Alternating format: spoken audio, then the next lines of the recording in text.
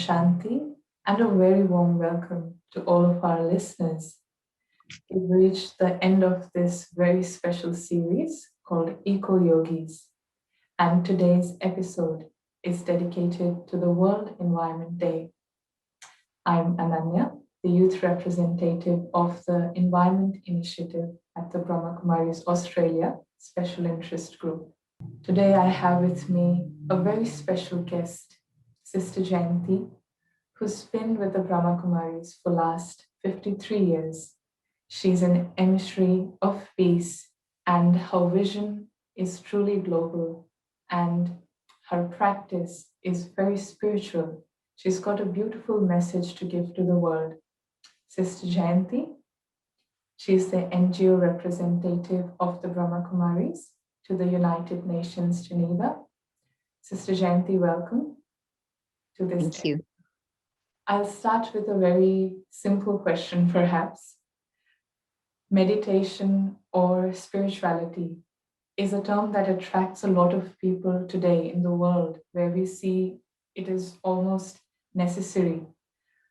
But 53 years ago, what was it that attracted you? What was it that made you take up this practice at such a young age?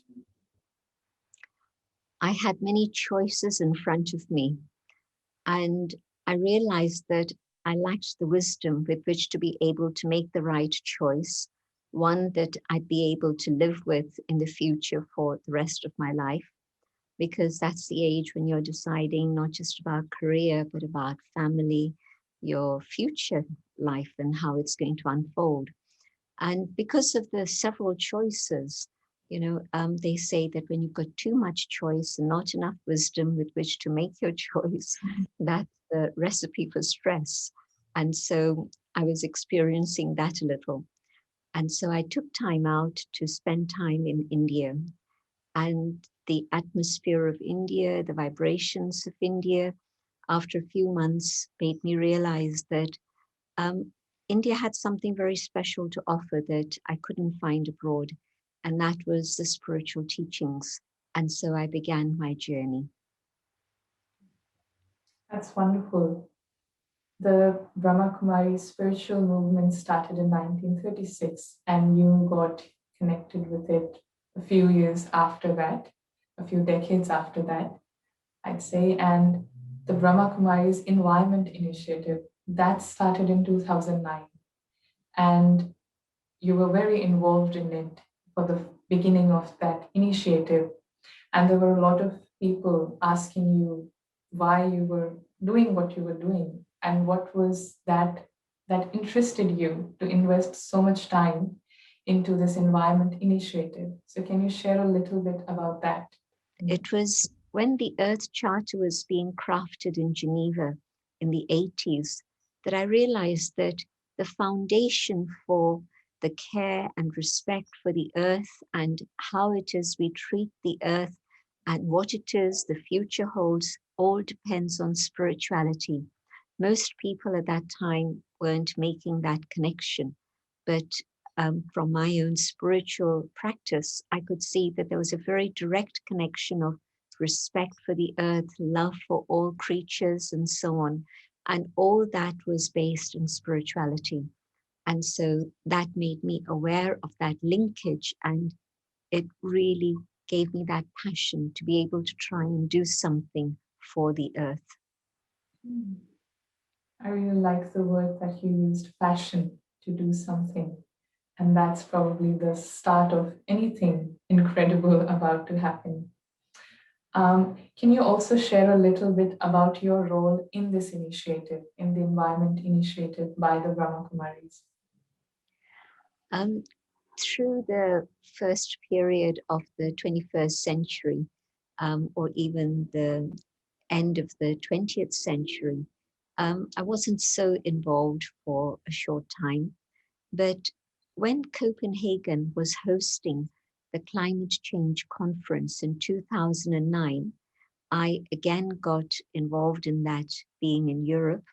And so when I realized that, again, consciousness and climate have absolutely a direct line connection, I became very interested and involved and supported all the things that were happening, and then attended most of all the COP conferences that were happening through that period till date. I think there's only one COP that I missed, and that was in Peru, and that was family reasons. But all the others I've attended. And so that's been a natural development since 2009. But also, of course, climate isn't separate from the environment. And so again, the linkage with environment and consciousness and lifestyle, all of that came into play. And so I became part of that also. You've talked about the connection between climate change, environment, consciousness, and lifestyle. And that's, I think we'll talk more about that. Many faith groups today are doing so much, putting efforts, coming together to do something about climate change, because I think everybody feels that it's an urgency. And so, what do you think is that only faith groups can offer and do something to do with climate change that other sectors of the society cannot? I think the message being put out to the world is very much connected with the faith organizations. I reckon probably 85% of the world still has some type of religious or spiritual belief. I know that there's another very vocal minority that dismisses all of that, but I would say probably about 85% of the world still believes in some superior being or something. And so the outreach of faith communities is immense, it is global. And so the involvement of faith communities within the environment understanding or within climate change understanding is huge, because these are the people who can get the message out to the world in a big, big way.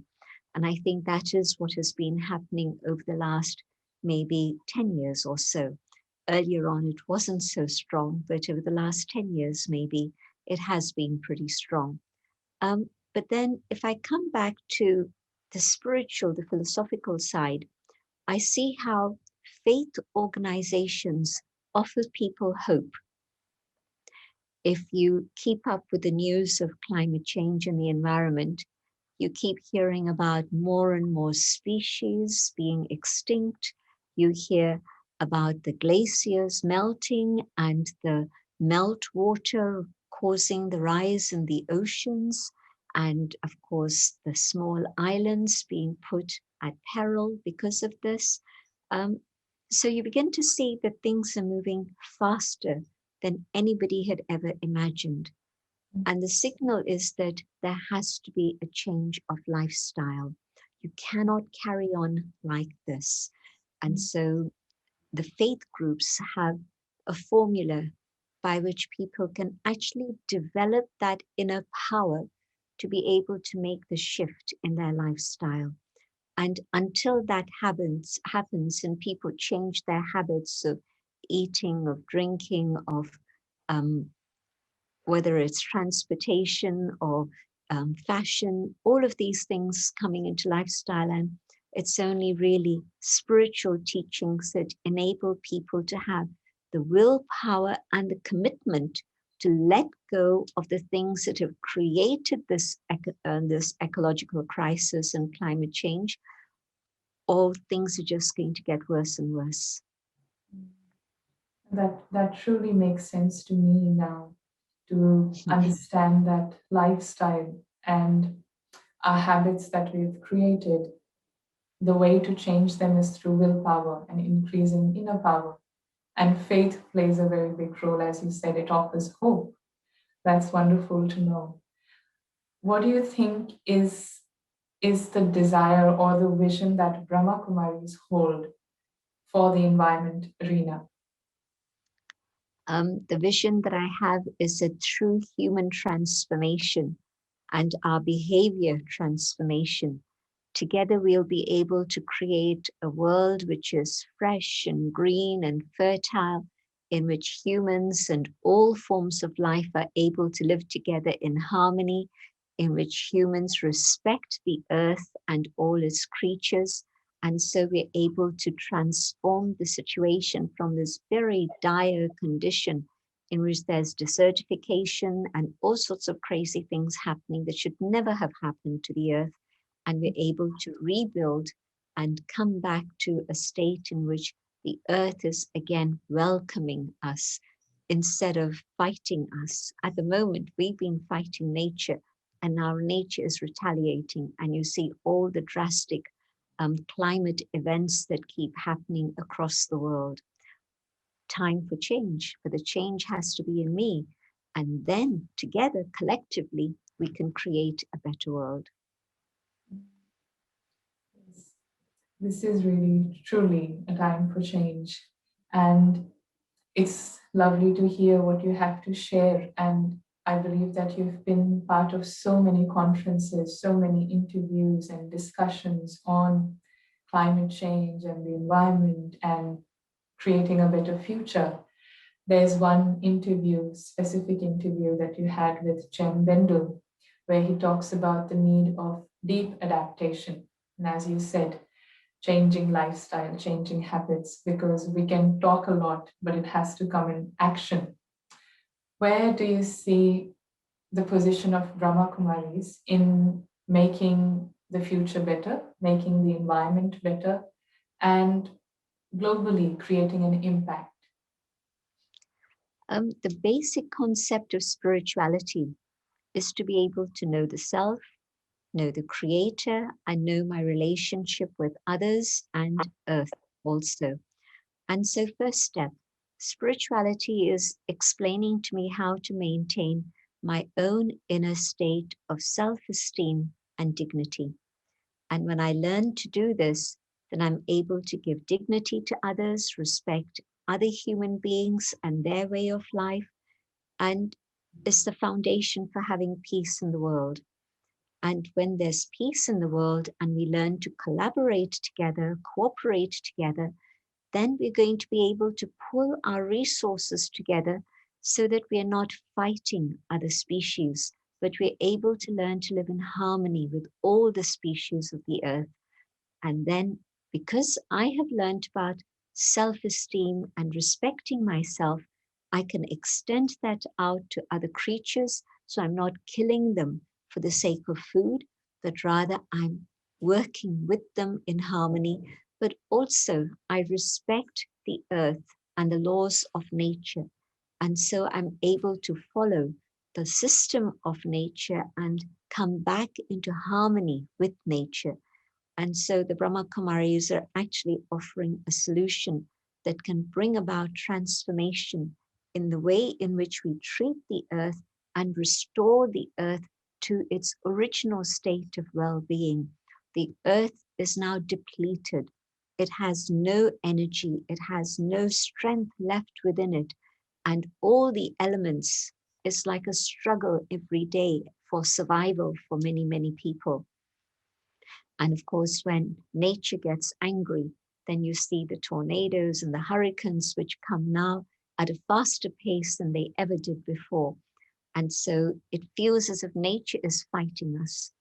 But now, as I learn to respect nature and walk lightly on the earth so that my carbon footprint is much, much, much reduced because of the change of lifestyle, then yes, earth will also cooperate with us. And of course, we also believe in the divine, the supreme being. And so the power that we get to be able to bring about this transformation happens through the power of meditation. Because in meditation, I'm connecting with the divine, drawing that power within myself so that if today I don't buy any more shoes, I don't buy any more new clothes, it's okay. I'm not going to miss a thing, but it's consumerism and materialism that has destroyed our home. No other species destroys its own nest, but our consumerism and greed and materialism has made us blind to the fact that We're taking from the earth and giving nothing back at all. But spirituality teaches me, be content, be simple, reduce your needs, reduce your desires and your wants, and now start serving the earth by sending out vibrations of God's light and love to the whole planet. As you were talking about meditation, it seemed very simple, doable. The way you mentioned about taking the power from the divine being and radiating it out. And I think we'll talk about that a little later. Also, this last 1 year has been, we know what's happening in the world due to COVID-19 pandemic. Do you think in any way this is a signal for the humanity to change the way we are living? And if yes, what sort of changes do you think one should be making? Because what are the lessons that we should learn out of it? And also, just to add, what's your special learning from all that happened in the last year? I do see it as a very, very big lesson for humanity to slow down, because the fast pace of life that we've been living has been such that we've been destroying the world around us. And also, because of population growth, we've been encroaching into the wild natural habitats, which actually belong to other creatures. But we've overstepped our limits and we've gone into all those habitats. And so that line, that distinction between the habitat for wildlife and habitat for human beings has become blurred. We've crossed that line. Also, our eating habits.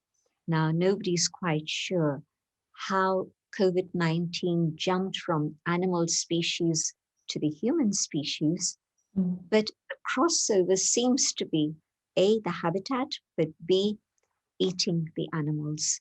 And so I know it sounds a bit strong, but I personally believe that COVID-19 has come to teach us a huge, huge lesson that we have to respect nature, the creatures that live in nature, and also simplify our life. I know that they were saying flights. The very rich in the world today are the ones who are going on 60% of the world's flights. And so the rest of the human population, so you're talking about 5%, 7% of the world, but the rest of the world's population is actually only having 40% of the world's flights. And flights are the biggest carbon emitters, huge amount of carbon. And so I think that last year, travel coming to almost a standstill allowed nature to revive to a certain extent. I know that when I was in India last April, people were saying that even after about a month of lockdown, that they could see the Himalayas and the snow-topped mountains from 250 kilometers away. And they hadn't been able to see the mountains for the last 30 years. So 30 years of smog. And what was the air like? But also you saw these amazing videos of creatures coming back into the cities and taking over the city centers. I know it's been a huge economic downfall for many, many, so I'm not glorifying it in any way, but it's just a big lesson for us that we really have to change our lifestyle and learn to be content with the food that's grown locally rather than food that gets imported into our countries from across the oceans. We have to learn to keep our lifestyle that is in harmony with other creatures of the world and also nature itself. And for me, the big, big lesson was that communication doesn't stop if travel stops. It was a big lesson for me because I don't think I'll ever be going back to the same type of travel for conferences and meetings, etc., that I used to have before. So I've learned a big lesson. You don't need to go from A to B. You can be sitting in A and communicating with B like we're doing right now.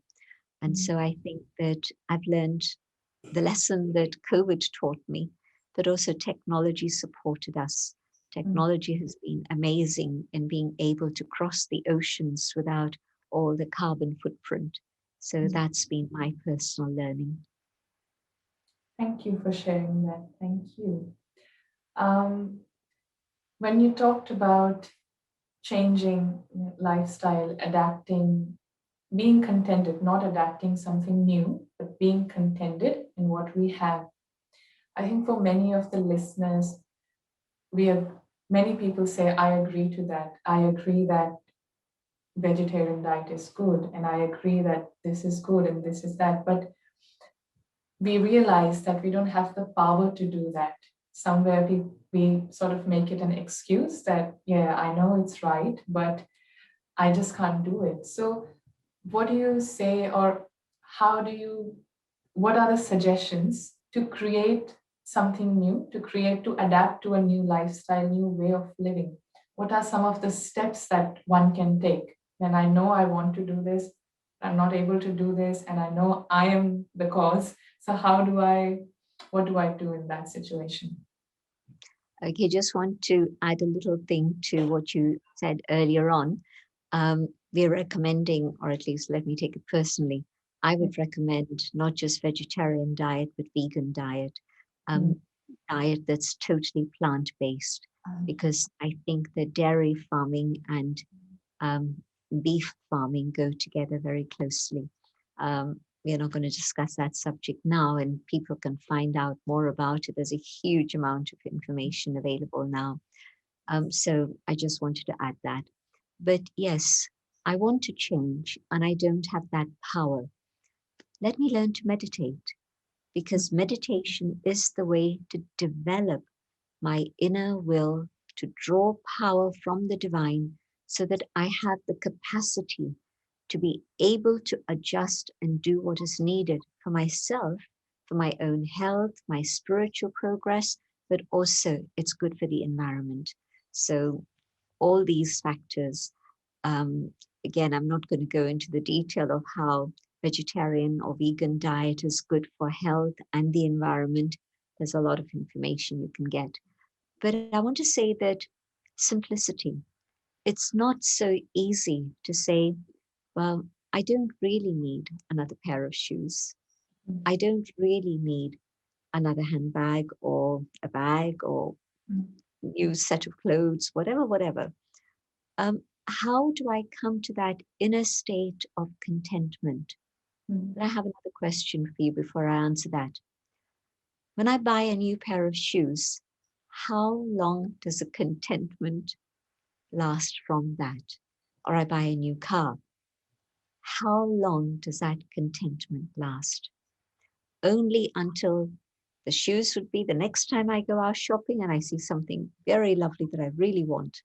mm, And with a car, until I see my neighbor with a bigger, better car than mine.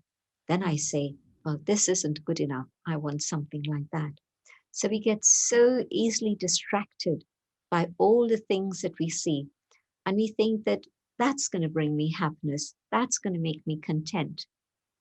It's never going to make me content. There'll mm, always be a newer, bigger, beautiful model of car or whatever it is. And there'll always be every season new shoes that come on the market that I say, I want that. mm, So, how do I get to contentment? It's actually something that's inside.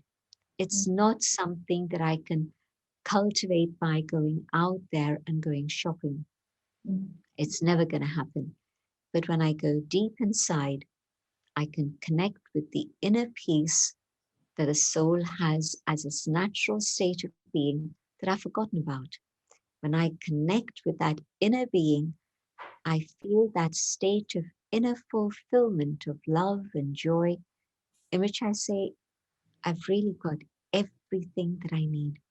There's nothing more that I want. It's a very natural change that happens within the self. You know, if you're offered something that's long lasting, and it's beautiful. And you're offered something that can only be temporary. And it looks beautiful, but it isn't really. But it's got a few worms inside. But that which is long lasting and is beautiful, and you know that it's absolutely right, what you're going to go for. And so I don't see changing lifestyle as being deprivation of any type. If I deprive myself of something, then there'll always be a longing for that. I want, I want. But if I found something better, then what have I let go of? Nothing. I found something so precious, so valuable that I know this is what I want and it's going to stay with me. And so when I learn to meditate and connect with the self and come to that original state of peace that naturally belongs to me, and I connect with the divine and I feel that pure love, that pure joy, then I feel content. And I'm even able to draw power from the Almighty. So that it's not just a passive state of contentment. Sometimes people think that that's being passive. No, it's an inner joy. That I can feel the power of love, the power of compassion, the power of purity growing within myself. And I know this is what I can share with my friends, my siblings, my family, my relatives, because I know that is what they want also. They don't just want to go shopping. Why they think they want to go shopping is because they think it's going to bring them happiness, but it doesn't. And so when they come back to this awareness and they see my lifestyle, and they see my lifestyle totally simple, then they say, well, how come you're so happy? What is it that makes you so absolutely solid and peaceful? And so when they see that, and I can explain to them how I arrived at this condition, you can see how the word can spread. And then it's no longer a small minority thinking this way. When it becomes critical mass, and at that moment of critical mass, those ideas reach the majority. And everybody will say, yes, this is the way we need to go. It is really, these are some really precious and real sharings. The way you've talked about I want, and sometimes people do think, looking at someone who meditates, what are they leaving behind? So our vision becomes of seeing towards what they lack. They're not going shopping, they're not going movies, but we really don't see what they are gaining. And that's what contentment is. And as you shared, meditation really changes our vision. And at this time, anywhere we are in, any part of the world we are in, Brahma Kumaris has been offering online meditation courses, teaching people to meditate online. And as you said, that was the biggest learning. We don't have to go anywhere, we don't have to travel with technology. So I really hope that our listeners can connect to the Brahma Kumari centers. You can just give them a call and find out if there's something happening online. You can even learn meditation. Also, sister, with this Brahma Kumari's Environment Initiative, I see that it's such a beautiful thing that we're all practicing and doing with a vision for the world. Where do you see this initiative going in the next 10 years? Where do you see what's going to happen? If I think about 2009 and how so few people understood the connection of consciousness and climate or consciousness and environment, well, let me explain. A few years ago, the climate change conference happened in Bonn, in the capital of Germany. And at that point, what happened was UNESCO had a stand, and the heading on their stand was Changing Minds, Not Climate. And so I really felt as if the message had got across to people who are decision makers. Earlier, they wouldn't have had a stand like that. But now, after we've been putting forward that message of consciousness, consciousness, consciousness, they had the stand, changing minds, not climate. And so when hearts and minds can change, the world can change very easily, very naturally. And so I see how the Eco Initiative has begun in a small way, as all seeds begin, but it reached out firstly to our own community, the Brahma Kumaris. And so as that message of the ecosystem and what we can do to support it and help it and change it in a better way, as that message has reached across to the Brahma Kumaris centers in 120 countries, can you imagine all these places where we have centers? And I haven't mentioned the number of cities, but like in Australia, you have centers in so many cities, and in some centers you have more, in some cities you have more than one place. So think about the change that's been happening quietly, and people have been changing not just their lifestyle and moving away from consumerism, but also they're changing in terms of transportation. They're changing also in terms of the chemicals that are being used for cleaning. If you think about how much we've been polluting the water with dangerous chemicals, what have we done to life in the water? It's a very sad story. But as we change and we understand the impact of chemicals and we reduce our use of damaging chemicals, there are always alternatives, alternatives that work just as well, alternatives that can work sometimes even better. And so as we change and others see the impact of that change in our life, I feel that in the next 10 years, it's not going to be a minority thing, it's going to become a majority thing. People all over the world will realize that they cannot pollute the air, they cannot pollute the water anymore. And there's going to be a shift in the way they do things. And so I think we are moving forward to an understanding of a sustainable lifestyle, a lifestyle that doesn't need to take up all the resources of the earth. At the present time, our lifestyle is such that a few countries, not the world, but a few countries or some portion of the world's population are actually damaging everything. But also, they're the ones who are now beginning to understand what they can do to make a shift, to make a change. And so I see that by 10 years, the majority of people will have understood how to be able to live a life that's in harmony with nature.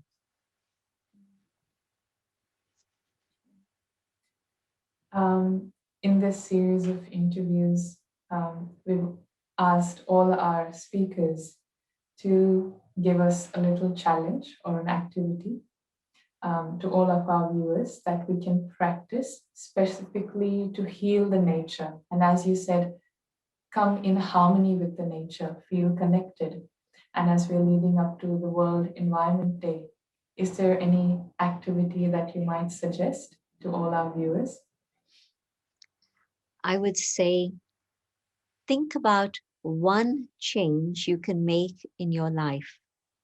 Maybe it's a change in your diet. Maybe it's a change in your buying habits. Maybe it's a change in the chemicals you use for cleaning your home. Maybe it's a change in the transportation you use. But try making one change. That's it. Don't think about a dozen things. Try making one change and see if you feel better for it. Because when my conscience is aligned with my activity, I feel at peace with myself. And so my conscience is telling me I need to do something. And if I'm ignoring it in my life, there's a restlessness inside. And so just change one thing. Decide what it is that's easy for you and follow it through in your life. And you'll see that you feel better. But the more statistics you get into and understand the impact of even the change of one thing, you'll be very, very pleased to know that you've had a positive impact on nature and the world around you rather than a damaging impact. That's wonderful, and it's a homework that I would personally definitely do, to take up only one thing, and that sounds doable. Thank you for that. It has been an extremely rich sharing, and I think many would agree to that. It has been very practical in the steps we could take, a changing or at least reflecting on the way I'm living my life, what's my lifestyle. Second, taking up meditation. On that note, sister, can you lead us for a few minutes of meditation? Because I know you love creating meditations, and we've been listening to some amazing meditations that you've had for the environment, for the world. So it would be really our fortune. Surely. I'm going to speak out my own thoughts and invite you to follow these ideas.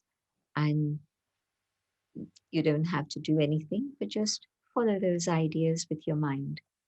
And I would even suggest that you keep your eyes open and you focus on that point of light that you see on the image in front of you. And this is because the form of the soul is a point of light, and the form of the divine is also a point of light. And the reason for keeping eyes open is so that you can continue with this higher consciousness as you walk down the street, as you drive your car, as you do the things you need to do in the kitchen, whatever it is you're doing that doesn't need the input of your intellect in a very specific way.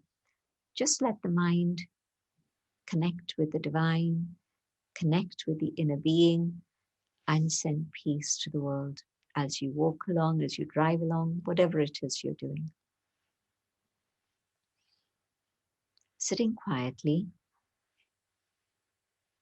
reflecting on the things I've heard, I ask myself the first question that opens up the door of spirituality, and that is, who am I? Philosophers have written about it for millennia. Devotees have been searching for answers to this question. And now I understand. I am that living being,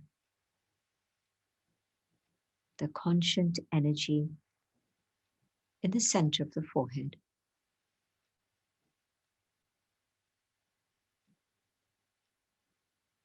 And now, going very deep inside and feeling that original state of being of the soul, my thoughts travel to the divine, the source of peace, of love, of truth, the source of purity.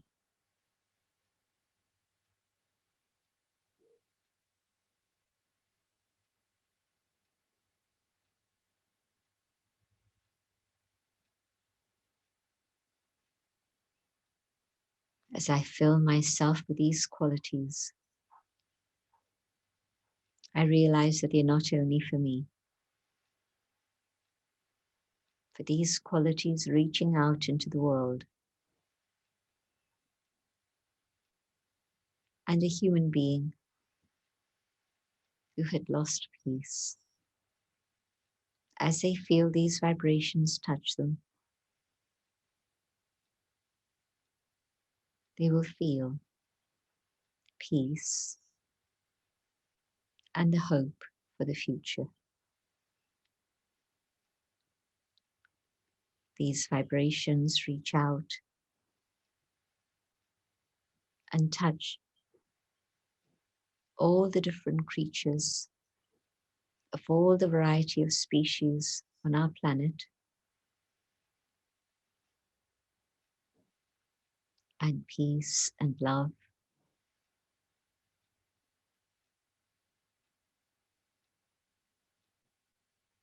comforts them. They feel safe.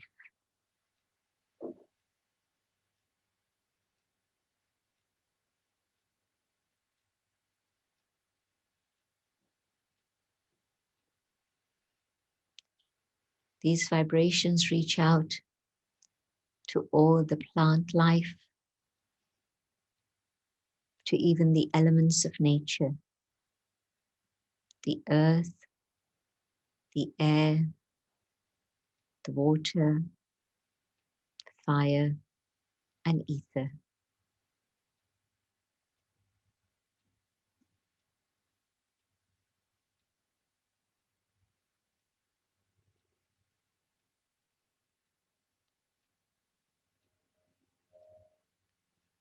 And nature is reborn with God's love. Nature returns to a state of peace and harmony.